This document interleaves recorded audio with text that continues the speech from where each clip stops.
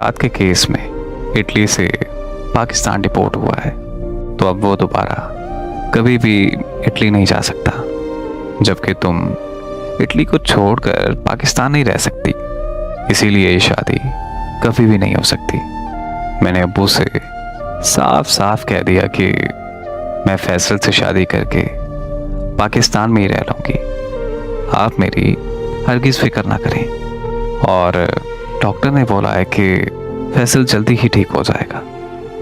मेरी ये बात सुनकर मेरे अब्बू ने मुझे एक कमरे में बंद कर दिया और मेरी शादी मेरे उसी कज़न के साथ तय कर दी जिससे मैंने अपनी मंगनी तोड़ी थी। मेरे अब्बू ने मुझे कमरे में बंद करके एक हफ्ते बाद मेरी शादी रख दी थी। मुझे कुछ समझ नहीं आ रही थी कि मैं क्या करूं। फिर मेरे अब्बू मेरे कमरे में आए और मेरे पाँव पकड़कर रोने लगे, कहने लगे कि प्लीज़ मेरी इज्जत रख लो और तुम ये शादी कर लो।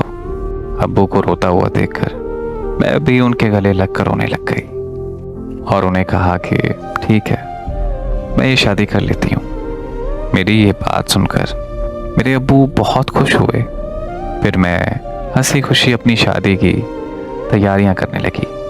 मेरी बाकी फैमिली भी इटली से शादी अटेंड करने के लिए आ गए और फिर मैं मौका देखकर मैं वहाँ से भागकर फैसल के घर आ गई। फैसल के पास कुछ देर बैठी और वहाँ से सीधा कराची अपनी दोस्त के घर आ गई और कराची से एक हफ्ते बाद इटली आ गई। मैं ये हरगिज़ नहीं करना चाहती थी, लेकिन मेरे पास इसके अलावा कोई और हल नहीं था।